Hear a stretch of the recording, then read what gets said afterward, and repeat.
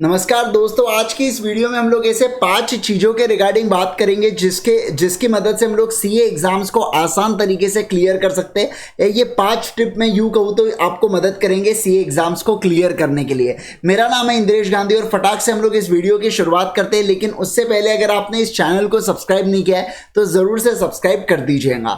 सबसे पहली टिप अगर मैं कहूँ तो वो है plan to solve your paper in 3 hours. कई बार ऐसा होता है कि हम लोग क्या होता है, हमारी प्लानिंग प्रॉपर नहीं होती और हम 3 घंटे के अंदर पेपर को सॉल्व नहीं कर पाते। 180 मिनट मिलते हैं हमको बेटा पेपर को सॉल्व करने के लिए, 15 मिनट हमको मिलते हैं रीडिंग टाइम के लिए। तो ये प्रॉपर टाइम को जब आप यूटिलाइज करते हो, जब आप पहले से प्रैक्टिस करके जाते हो तो आप 180 मिनट में अपने पेपर आप सॉल्व कर सकते हो, है ना। देखिए मैं अगर कहूँ आपके साथ तो लोग कभी कभार ऐसा होता है कि आप 10 से 15 नंबर का एवरेज में एक पेपर में छोड़ के आते हो। अब मान लीजिए ऐसे 8 पेपर भी है तो आपने 80 मार्क का या लगभग एवरेज में आपने 100 मार्क का अगर छोड़ के आ गए तो आपका तो वही डिसाइड हो जाता है रिजल्ट। समझिए आप 800 में से अगर आपने 100 मार्क का छोड़ के आ गए तो 700 में से आपका रिजल्ट आने वाला है। अब 700 में से 400 स्कोर करना डिफिकल्टी मतलब थोड़ी सी तो आती है ना यार। सीधा सीधा आप शॉर्ट 100 मार्क का अगर छोड़ के आओगे तो बात तो आ जाएंगे जहां पे आपको पता है कि यह मार्क्स ही नहीं मिलने वाले। जहां पे आप कुछ ना कुछ लिख के आते हो तो एटलीस्ट यू आर लाइक कि हाँ हो भी सकता है नहीं भी हो सकता। और बुरा कब लगता है, जब वो 100 मार्क का आता हो और वो छूट जाता है अपना पेपर में, तो सबसे बुरा उसमें लगता है। तो पहले से प्लानिंग करके रखिए कि कैसे मैं 3 घंटे के अंदर पेपर को सॉल्व कर सकते हैं। देखिए आज भी अपने पास कहीं ना कहीं अगर लगभग मैं बात करूं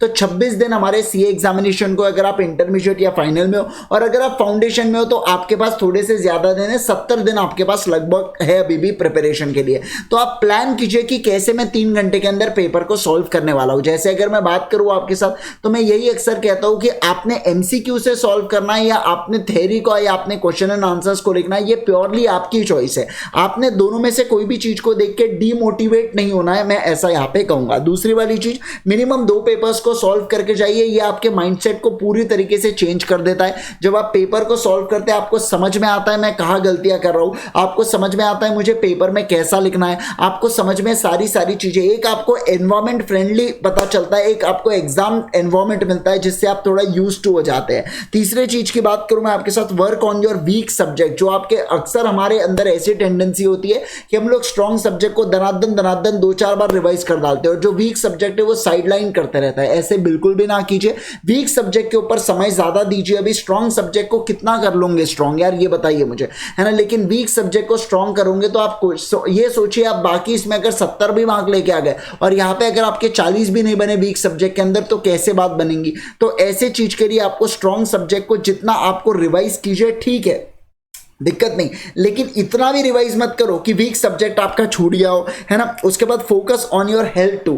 कई बार मैं ऐसा देखता हूं कि जैसे जैसे अब एग्जाम टाइम करीब आता है ना तो बच्चे अपने हेल्थ को बहुत ज्यादा निग्लेक्ट करते हैं, प्रॉपर नींद नहीं लेते, प्रॉपर डाइट नहीं लेते। ऐसा बिल्कुल नहीं करना है आपको। प्रॉपर डाइट लीजिए, बहुत ज्यादा एक्सेस भी मत डाइट लीजिए और बहुत ज्यादा कम भी डाइट मत लीजिए। प्रॉपर न्यूट्रिशन डाइट लीजिए। उसके बाद अगर मैं बात करूं प्रॉपर स्लीप लीजिए, बहुत ज्यादा जरूरी है। 2-4 3-4 घंटे सो के कुछ नहीं होता। बच्चे देख रहा हूं रात भर जगे, अरे क्यों जगे हो रात भर, है ना। प्रॉपर पढ़ाई कीजिए, जो आपका पढ़ाई का समय उसको अच्छे से कीजिए। और ये सोशल मीडिया वगैरह छोड़ देना अभी, है ना। कुछ दिनों की बात है, इंस्टाग्राम की रीला देख रहे, शॉर्ट्स देख रहे, सब देखने की जरूरत नहीं है। अभी बता रहा हूं मैं आपको, बकवास चीज है, उससे कोई फायदा नहीं होने वाला है आप लोगों को, अभी बता दे रहा हूं मैं, है ना। तो फोकस कीजिए, अपने हेल्थ के ऊपर थोड़ा सा ध्यान दीजिएगा। और मैं जानता हूं यार, अभी देखो मैं अगर बताऊं आपको, जैसे हो सकता है कि पिंपल्स हो सकता है कि आपको हेयर फॉल, ऐसे अजीब सी आपके आप अपने बॉडी से खुश ना, ऐसे कई सारी चीजें आपको लग सकती है। लेकिन ये कुछ समय की बात है, थोड़े दिन की बात है। एक बार आपके एग्जाम्स हो गए फिर आप इसके ऊपर अच्छी तरीके से ध्यान दे सकते हो। लेकिन इतना भी निग्लेक्ट मत कर देना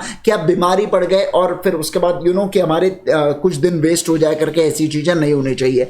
5th चीज की बात करूं आपके साथ, 2 से 5 को आपको सबसे ज्यादा प्रोडक्टिव बनाना है। मतलब सर मतलब दोपहर में 2 बजे से लेकर शाम का जो 5 बजे तक का जो आपका एग्जाम टाइम है, ये सबसे ज्यादा प्रोडक्टिव होना चाहिए। अगर आपको आदत है बढ़िया पैकी सोने की, दोपहर में छोड़ दीजिए आदत को, ले डूबेंगी, मजाक नहीं कर रहा हूं। पेपर में आपको नींद जैसा फील होगा क्योंकि वो आपका प्रोडक्टिव समय नहीं है। आपको इस समय को सबसे ज्यादा प्रोडक्टिव बनाना है। खाना जितना हो सके सुबह का जल्दी खा लीजिए, 10-11 बजे तक आपका खाना हो जाना चाहिए। चाहिए। अगर आप लेट खाओगे तो वो समय नींद आएंगे, और अगर आपकी आदत बनी है बेटा तो वो समय नींद छूटने वाली है, इतना पक्का है। तो ऐसे केस के अंदर आपने 2 से 5 को बहुत ज्यादा प्रोडक्टिव बनाना है। होप सो ये पांचों टिप आप लोगों को बहुत जबरदस्त लगी हो, तो जरूर से इस वीडियो को लाइक कीजिएगा, अपने फ्रेंड्स के साथ शेयर कीजिएगा। अगर आप इस चैनल पर नए हो तो चैनल को सब्सक्राइब भी जरूर करना। एक और बात बता दूं, अगर आप हमारे टेलीग्राम चैनल का हिस्सा अब तक नहीं बने तो हिस्सा बन जाइए, ताकि आप तक पूरे वीडियोस फटाफट पहुंच जाए। ठीक है, thank you so much once again guys. अपना और अपनों का ध्यान रखिए, बढ़िया तरीके से पढ़ते रहिए, खुशी से पढ़ते रहिए यार, बहुत कम समय बचा हुआ है, आगे दिवाली दशहरा बहुत सारी चीजें फेस्टिव में। ऐसा नहीं कहूंगा एंजॉय मत कीजिए, बिल्कुल एंजॉय कीजिए, लेकिन लिमिटेड कीजिएगा इस बार के लिए। फिर अगली बार से तो खेलना कूदना बहुत मस्ती करना है यार, है ना। All the best guys, thank you so much once again, bye bye, take care.